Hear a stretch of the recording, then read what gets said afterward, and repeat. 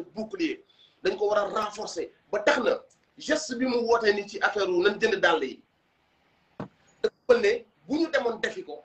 c'est une forme c'est une forme de montrer aux gens que kii bi la am puissance bi la am ci ñun bi mu ne ñëpp dem bay jeunes yi nga xam ne xamuñu luy bay ñëpp dem bay su demaatee ne dem leen ngeen consommer local ngeen jël dàll yi maanaam chiffre bi ñu ciy am loolu aux yeux de l'opinion internationale li muy signifié mooy koo kii nii le peuple est avec lui te dafa am kàddoom dafa ak jëmmam dafa am solo ci peuple bi moo tax Ousmane bu ñu woowee ci dara niñ ko mën a sécuriser mooy lépp lu mu woote ñu gis ci jeunesse bi yëpp ñu fees di dell loolu moo leen di xamal que ni la jeunesse est déterminée avec cette personne d'où bi ngeen ko bëggee fàggaagal ni jeunesse bi jógee de cette manière noonu lañ ko mën a protéger mooy à chaque fois mu wooñ ci dara ñu ciy demee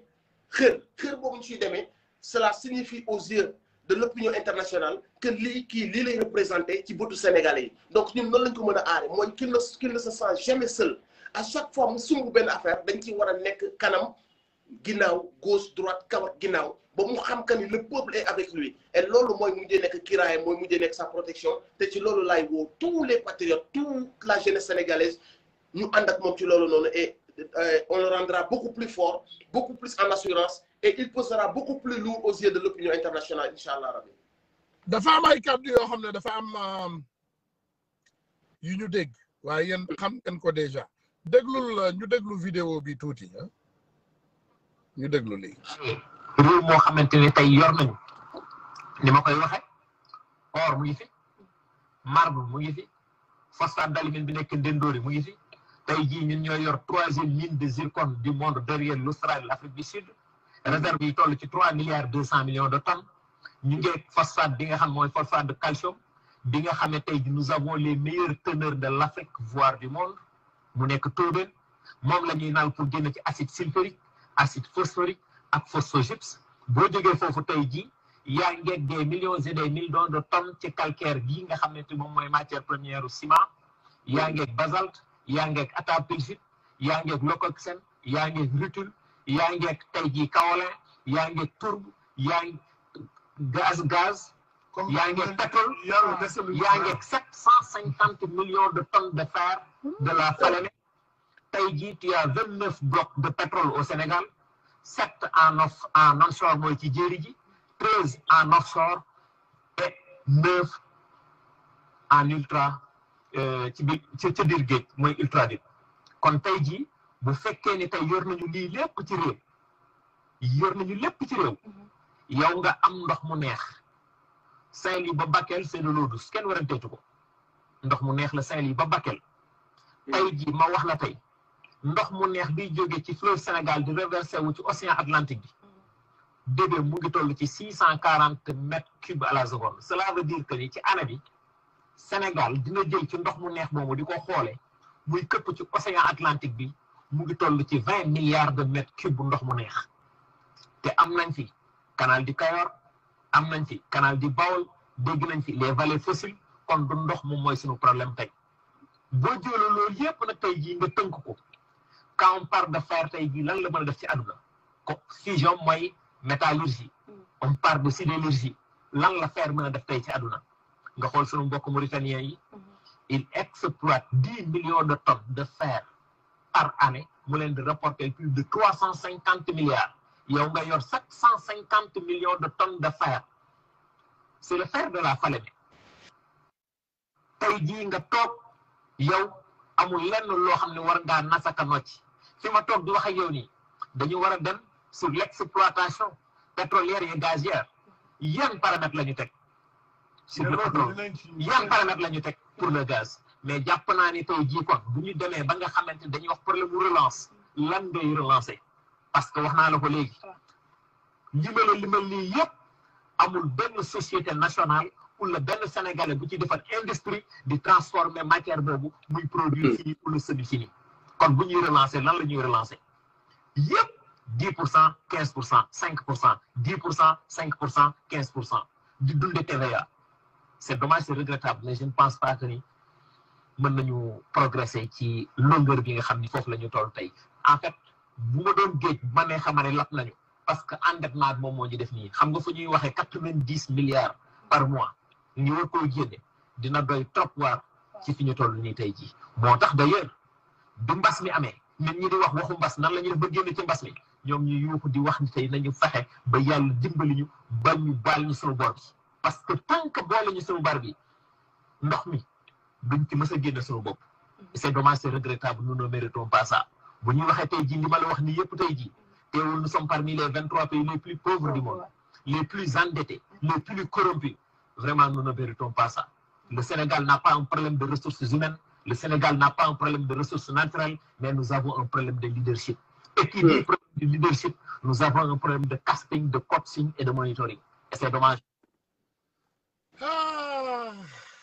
Je pense que am na lu bari loo dégg te lii dafa tënk lii dafa ñëw rek protéger yow li nga wax dafa am ci situation bi ñu nekk defe naa doomu sénégalais yi duñ ko comprendre ressources naturelles Sénégal yi déjà kan moo ko moom état moo ko moom wala citoyens yi ñoo ko moom. citoyen ko moom. voilà je pense que loolu citoyens yu bari war nañ ko mën a xoolaat xalaatalaat ko seen bopp. beneen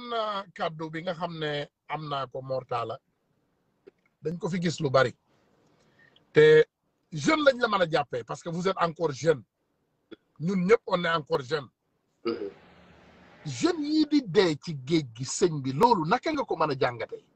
ces jeunes qui meurent dans l'eau toujours au Sénégal di jéem a dem bitim réew te ñu mën a taxaw jànkonte ak li nga xam ne moom mooy problème bi ci suñu biir réew loolu naka nga ko mën a jàngatee. waaw xam nga loolu day wuy ci liñ doon déglu nii rek liñ doon déglu nii maanaam tey Tounkara bu ñu tubaab yi ne amu leen xel quelque part ñun loolu waruñoo xeex ak ñoom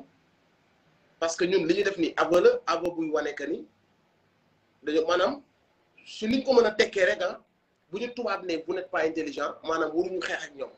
parce que gis nga kii li mu lim li yëpp boo ci jëloon benn kese nga jox ko tubaab yi ils vont vivre ils vont s'enrichir autour de benn bopp. ñaata lañ fi lim lii ñaata lañu lim ci loo xamante si ni on est que 15 millions maanaam lii comme la pour réew mu def 300 millions de personnes lii ñu lim lépp ci pétrole gaz fer zircon maanaam lii pour 300 millions de personnes dañoo war a dund ñoom dund bu yemb nous on est 15 millions de personnes lii ñu lim lii lépp c'est-à-dire que ne lii boo ko amee ba noppi sa hôpitaux yi mel nii mu mel suñ ne la tu n'es pas intelligent il faut te remettre en question. su amee ndaw ñi am une terre cultivable am soleil 365 sur 365 nga am ko soleil ba noppi amuloo lekk amoo autosuffisance alimentaire su ne la tu n'es pas intelligent il faut te remettre en question. Tounkara suñu hôpitaux yi ku fa dugg ba xam lu fa nekk ku gis suñu urgence yi barankaar yi ñu teg nit ñi ku ko gis lu fa nekk suñu salle d'opération yi ku xam lu fa nekk hôpitaux yi nga xam ne amul anesthésiste hôpitaux yi nga xamante si ni soit da ngay ñëw nga bindu pendant 6 mois nga xaar wala nga dem boo amee loo demee clinique nga dem clinique soo amul clinique nga xaar 6 mois pour ñu opérer la boo jaaree ci géej gi xaruwoo booy jaar ci géej gi dañoo toll fii affaire bi dafa exploser dañoo dem ba toll foo xamante si ni mënatoo dund loolu ak say waajur c'est impossible. Tu ne peux plus à cet âge-là tu ne peux plus vivre cette galère comme ça ci dëkk boo xamante si ni yaa ngi wëlbatiku juste à côté de l'histoire nga gis koo xamante si ni ma ngay yëkkati loo xam si ni si sa alal la ko jëlee. mais non nañu teg loxo foofu dafa am da nga laal hôpitaux yi. waaw mais pourtant dégg naa gars yi nee nañu ñoom léegi dañuy defar ñàkku j'ai pas compris. bu fekkee comme que xam nga nguur boo demee ba crise de confiance am soo indee ñàkk kenn du ko jël. non nee nañu am dañ koy defar léegi. nee nañu foofu ci Sénégal ñoom ñoo koy créé maanaam ñoom amuñu hôpitaux yu baax amuñu li nga xam ne moom mooy bànqaas yu normal sénégalais ñoom ci seen bopp fajoowuñu Sénégal seeni ay famille fajoowuñu Sénégal